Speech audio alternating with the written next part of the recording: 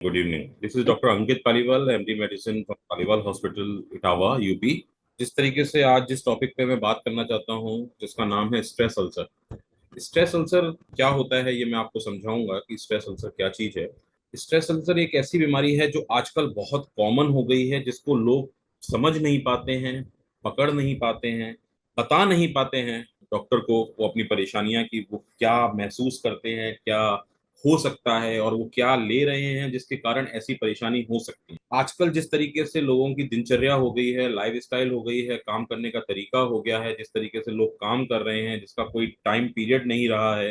लोगों की morning shift से लेके इवनिंग शिफ्ट तक काम होता है, नाइट शिफ्ट होती है, जिसके कारण लोगों का खान पान का तरीका, रहन सहन का तरीका सब बदल चुका है, जिसके कारण लोग अपने वर्कलोड के कारण बहुत ज्यादा स्ट्रेस भी अपनी लाइफ में लेने लगे हैं, जो एक बहुत बड़ा साइकोलॉजिकल इफेक्ट भी डालती है बॉडी के ऊपर, और जिसके कारण हमारे शरीर पे भी उसका इफेक्ट पड़ता है। जैसे कि हम लोग खान पान सही तरीके से नहीं लेते हैं, तो जिसके कारण हमारी आंतों में कुछ सूजन आ जाती हैं, जिसको हम लोग अल्सर्स कहते हैं, ड्यूनल अल्सर्स टाइप की चीजें होती हैं, जो एक आगे चल के अगर हम उसको सही तरीके से सही समय से ट्रीट नहीं करें, तो आगे चल के वो एक ब्लीड होने का मतलब इंटरनल ब्लीड होने का भी खतरा जिसमें होता है। एक बीमारी होती है जिसमें हम लोग एच पायरोलाई कहते हैं, हेलिकोबैक्टर पायरोलाई होती है। वो भी एक बहुत कॉमन डिजीज हो चुकी है आज के टाइम पे, जो एक तनाव में रहने के कारण जो हम लोगों के असर होते हैं। अब होता कैसे है, अब एक स्ट्रेस अल्सर को हम किस तरीके से समझें, स्ट्रेस अल्सर को हम इस तरीके से समझ सकते हैं कि ये एक हमारे पेट की, एक हमारे आंतों की एक बीमारी है, जिसमें एसिड जो निकलते हैं उसका एक हार्मफुल इफेक्ट होता है। जो एसिड हमारी बॉडी में हमारे खाने को, पाचन क्रिया को सही बनाने के लिए यूज होते हैं, पर वो उसका काम दूसरी तरीके से, गलत तरीके से होने लगता है। तो जब हम लोग बहुत ज्यादा साइकोलॉजिकल स्ट्रेस में रहते हैं, मेंटल स्ट्रेस में रहते हैं, तो हमारी बॉडी में से कुछ हार्मोन्स रिलीज होते हैं। उस हार्मोन रिलीज होने के कारण हमारे जो इम्यून सिस्टम है वो थोड़ा सा डिस्टर्ब होता है, जिस कारण हमारे जो म्यूकोसा होती है हमारे इंटेस्टीन की, जो हमारे आंतों की म्यूकोसा, म्यूकोसा मतलब जो हमारे आंतों की वॉल है, मतलब एक तरीके से देसी भाषा में समझाया जाए तो हमारी जो दीवार होती है आंतों की चारों तरफ की, जिस जो होती है, उसमें एसिड की वजह से वो ब्रेक होने लगती है, जिसके कारण अल्सर जन्म लेते हैं। अब अल्सर अगर हमारी बॉडी में होंगे तो हमें पता कैसे चलेगा कि क्या क्या कारण हो सकते हैं, किस किस तरीके से हमें अल्सर पता चलता है। अब अल्सर में जो लोगों की परेशानियां होती हैं, पेट में दर्द होता है, ठीक है, और पाचन क्रिया गड़बड़ हो जाती है, कि लोग कहते हैं कि हमें खाना सही से पच नहीं रहा है, हम फ्रेश नहीं हो पाते हैं, मतलब जिसको कॉन्स्टिपेशन भी होने लगता है। आगे चल के कुछ लोगों को एक आईबीएस टाइप की दिक्कत होती है, इरिटेबल बाउल सिंड्रोम होते हैं, कि हम कुछ भी खाते हैं हमें मोशन जाना पड़ता है, हम कुछ भी खाते हैं हमारा खाना पचता नहीं है, हमें उल्टी होने लगती है। खाना खाने के बाद हमें पेट में दर्द होता है, या हम खाना खा लेते हैं, कई लोग इस तरीके के होते हैं जो खाना खाया और रात में लेट गए, तो उनको आधी रात को एकदम ऐसा लगता है कि मुंह में मेरे को एकदम कुछ कड़वाहट टाइप की चीजें हुई और उल्टियां आई, जिसमें हम लोग उनको समझाते हैं कि ये आपको बाइल निकल रहा है, आपका खाना सही तरीके से पचा नहीं है, जो एसिड है, जो एसिड खाना पचाने का काम करता है, वो प्रॉपर तरीके से ना बन के वो हमारा बाहर से आ रहा है।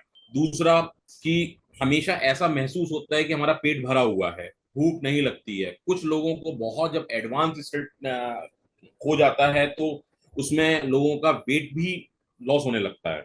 अब इसके कारण क्या क्या हो सकते हैं?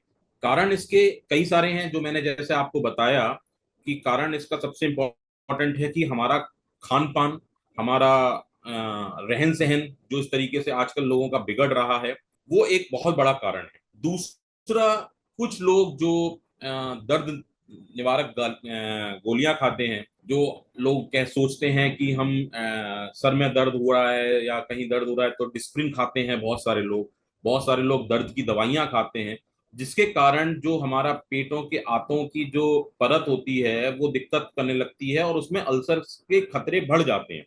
या ज्यादातर लोग ऐसे होते हैं कि हमें सुबह सुबह दर्द हो रहा है, उन्होंने दर्द की दवाइयां खा ली खाली पेट, अब हमारे खाली पेट में हमारा एसिड सीक्रीशंस हो रहे हैं, तो अब वो दवाइयां गलत काम करती हैं। गलत काम का मतलब है उन्होंने अपनी जगह दर्द तो सही कर दिया, बट दूसरी चीजें वो हमारे शरीर को बहुत नुकसान पहुंचा गई। ये एक बहुत बड़ा कारण है।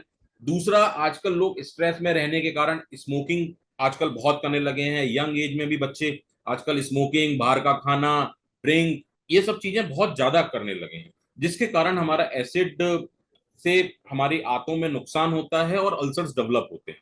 अब अल्सर, कई बार ऐसे मरीज भी आते हैं, कई बार इस तरीके की बातें भी आती हैं कि लोग कहते हैं कि हमें लेट्रिन हो रही है, उसके साथ खून भी आ रहा है। कई बार लोगों की समस्या होती है कि हमने उल्टी करी, उल्टी में भी खून आ रहा है। अब जानने के तरीके कैसे होते हैं कि हम उसको पता कैसे लगा सकते हैं? पता लगाने के तरीके देखिए, सीधे सीधी सी बताएं कि पेशेंट डॉक्टर के पास आया। अब हम लोगों के सेटअप में जहाँ पे किसी प्रोसीजर की सुविधाएं नहीं है, जैसे हमें एंडोस्कोपी करवानी पड़ती है इसमें, तो हमें सबसे पहले पेशेंट के जो साइन और सिम्टम्स होते हैं, मतलब पेशेंट हमें क्या कंप्लेन कर रहा है, पेशेंट हमें क्या बता रहा है, हमें उसके आधार पे उसका इलाज चालू कर कर उसको आगे फर्दर हमें एंडोस्कोपी के लिए भेजना होता है, जिसके द्वारा हम एच पायरोलाई की भी जांच करा सकते हैं। और अगर एच पायरोलाई निकलता है तो हमें उसके हिसाब से उसका एक पूरा कोर्स होता है, वो हमें देना पड़ता है। अब इलाज में, अब ठीक है कि ये सब चीजें हमें पता चल गई, हमें फाइनल हो गया कि हाँ अल्सर है किसी पेशेंट को, तो अब हम उसको सही कैसे करें? सही करने का तरीका देखिए, सबसे पहला तो ये है कि हम उसको उसको हम ये चीज समझाएंगे कि तुम अपने तरीके, जो तुम्हारे खान पान के तरीके हैं, जो तुम्हारे रहन सहन के तरीके हैं, जो तुम स्ट्रेस ले रहे हो, जो तुम इतना ज्यादा अपने आप को परेशान कर रहे हो, वो हमें, उससे हमें बाहर निकलना है। दूसरा, कुछ दवाइयां होती हैं जिसको पीपीआई कहते हैं, खाली पेट, जो अगर हम लोग लेमन लैंग्वेज में समझाएं, जो खाली पेट लेने की दवाइयां होती हैं, गैस कम करने की लेमन लैंग्वेज में दवाइयां होती हैं, जो पीपीआई हमारे होते हैं, प्रोटोन पंप इनहिबिटर्स होते हैं, H2 इनहिबिटर्स होते हैं, ये हम देते हैं। कई बार हमें किसी किसी पेशेंट्स को साइकेट्रिक ड्रग्स भी देनी पड़ती हैं कि जो इस चीजों से बाहर निकलें। और सबसे इंपॉर्टेंट है कि तनाव मुक्त रहें, आराम करें, ध्यान करें, व्यायाम करें, बाहर का खाना थोड़ा सा कम लें, अपने आप को स्वस्थ बनाएं। तो हो सकता है इन सारी दवाइयों की भी जरूरत ना पड़े, इन सारी चीजों की परेशानियां भी ना उठानी पड़े। मैं इन्हीं सब चीजों के साथ आपको ये समझाना चाहता हूं कि ये बीमारी आजकल बहुत कॉमन बीमारी है, जो अच्छी बीमारी नहीं है। एक बार किसी को अल्सर्स होते हैं, उनको बार बार परेशानियां होने का खतरा बना रहता है। अगर ब्लीडिंग तक बात पहुंच जाती है तो वो एक खतरनाक वाली चीज होती है। आगे चल के भी, उसके बाद भी हमें प्रिकॉशंस अपनाने पड़ते हैं। क्यों ना हम पहले ही उन प्रिकॉशंस को लेके चलें, तो जो हम बीमारियों में ग्रसित हो रहे हैं वो भी हमें ना होना पड़े। अच्छा, दूसरा, मैं आप लोगों से ये कहना चाहूंगा कि अगर इस तरीके की कोई परेशानियां आपको लगती हैं, मैं उन मरीजों को भी ये सलाह देना चाहूंगा कि ये जो साइन और सिम्टम्स होते हैं, साइन तो वो नहीं जान पाएंगे, सिम्टम्स जो होते हैं वो, अगर उनको इस तरीके की बार बार खाने में हमें उल्टियां लग रही हैं, या उनके बच्चे घर में कहते हैं, आजकल माँ बाप को भी मैं सलाह देना चाहूंगा कि अगर उनके बच्चे ये कहते हैं कि मुझे भूख नहीं लग रही है, मेरे को खाना खाने के बाद उल्टियां आती हैं, तो कृपया करके घर पे अपने आप कोई दवा ना लें, अपने आप इलाज ना करें, कृपया करके डॉक्टर से मिलें। और डॉक्टर अगर कहते हैं कि हमें इस तरीके की परेशानियां लग रही हैं, मुझे ऐसा महसूस हो रहा है कि ये इस तरीके की दिक्कत निकल सकती है, तो अगर डॉक्टर आपको एंडोस्कोपी के लिए एडवाइस करते हैं तो आपको यूजीआई एंडोस्कोपी करानी चाहिए, आगे की चीजों को पता करके, बीमारी को पता करके। क्योंकि एच पायरोलाई एक ऐसी बीमारी है, अगर उसका हम प्रॉपर तरीके से ट्रीटमेंट नहीं देंगे तो वो ठीक नहीं होगी, वो बार बार परेशान करेगी। कृपया करके इन परेशानियों को इग्नोर ना करें, नेग्लेक्ट ना करें। आगे आने वाले टाइम पे ये आपको आगे चल के और परेशान कर सकती हैं। इसलिए मैं आप लोगों से यही दरख्वास्त करूंगा, रिक्वेस्ट करूंगा कि इस बीमारी को समझें और इन सब चीजों से बाहर निकलें। मैं इस चीज में ये भी बताना चाहूंगा कि मैं उन लोगों को भी ये बताना चाहूंगा जो ऐसी परेशानियां हैं। लोग पहले के जमाने में ऐसा कहते थे कि ये इस तरीके की परेशानियां एक बड़े शहर की परेशानियां हैं, जहाँ पर खान पान के तरीके दूसरे हो गए हैं। बट आज मैं देख रहा हूँ कि हमारे रूरल एरियाज में भी खान पान का चलन बहुत ज्यादा गड़बड़ा गया है। ये जो आजकल जंक फूड्स जो मिल रहे हैं, लोग इसको खाते हैं, इसको खाकर अपने आप को परेशान कर रहे हैं, अपने शरीर को नुकसान पहुंचा रहे हैं। तो मैं उन लोगों से भी कहूंगा कि ये छोटे मोटे डॉक्टर्स को दिखा के, या अपने सिर्फ और सिर्फ सिम्टम्स को सही कर कर अपने आप को ये सोचें कि मैं पूर्ण रूप से ठीक हो गया हूँ, ऐसा नहीं है।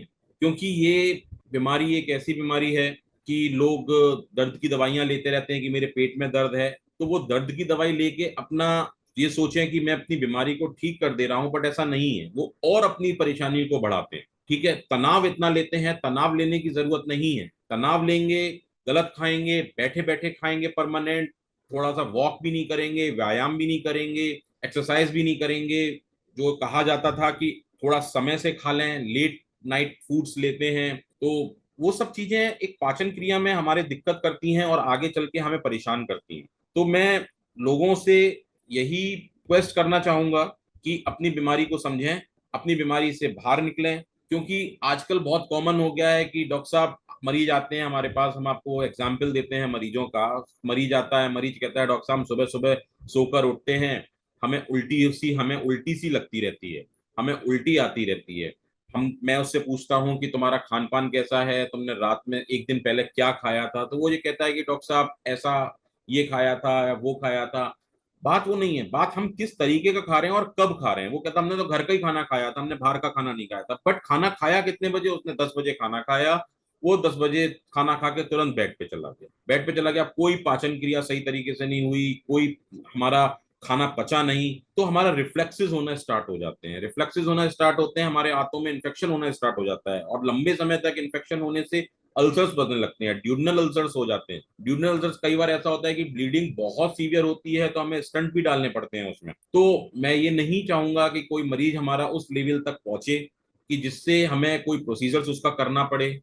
एक अपने लेवल पर ही चीजें सही हो जाएं। जो चीज हम अपने आप बचाव कर सकते हैं, हम अपने स्ट्रेस का तो बचाव अपने आप कर सकते हैं ना, अपनी परेशानियों का बचाव अपने आप कर सकते हैं ना। अपनी जीवन शैली को तो हमारे ऊपर निर्धारित है ना, जीवन शैली तो हम अपनी जीवन शैली को खुद सही कर सकते हैं ना, अपने आप को तनाव से बाहर ला सकते हैं ना, व्यायाम कर सकते हैं हम, क्या कहते हैं, ध्यान कर सकते हैं, मेडिटेशन कर सकते हैं हम, चार लोग मिलकर एक साथ टहलने जा सकते हैं, जिससे आपका व्यायाम भी होगा, आप एक्सरसाइज भी कर सकते हैं, जिससे तनाव मुक्त रहने के। आजकल देखा गया है कि कॉरपोरेट्स में भी लोगों को इस तरीके की मेडिकेशन, जिसको हम लोग मेडिकेशन मेडिटेशन मेडिसिन दी जा रही हैं, मतलब वहाँ पे मेडिटेशन के लेक्चर्स होते हैं, मेडिटेशन करवाया जाता है, कुछ समय दिया जाता है कि जिसमें आप अपने ऊपर चीजों को समझिए। ये सब चीजें आजकल हो रही हैं जो हम अपने आप निकल सकते हैं। तो कृपया करके मैं यही कहूंगा कि इन सब चीजों को समझें, आगे बढ़ें, जहां जरूरत है, जिस तरीके की दवाई की जरूरत है डॉक्टर के द्वारा वो दवाइयां लें, प्रोसीजर कराने की जरूरत है प्रोसीजर कराएं, अपना इलाज प्रॉपर तरीके से कराने की जरूरत पड़ेगी तो प्रॉपर तरीके से इलाज कराएं। सबसे इंपॉर्टेंट अपना लाइफस्टाइल को चेंज करें। ठीक है, धन्यवाद।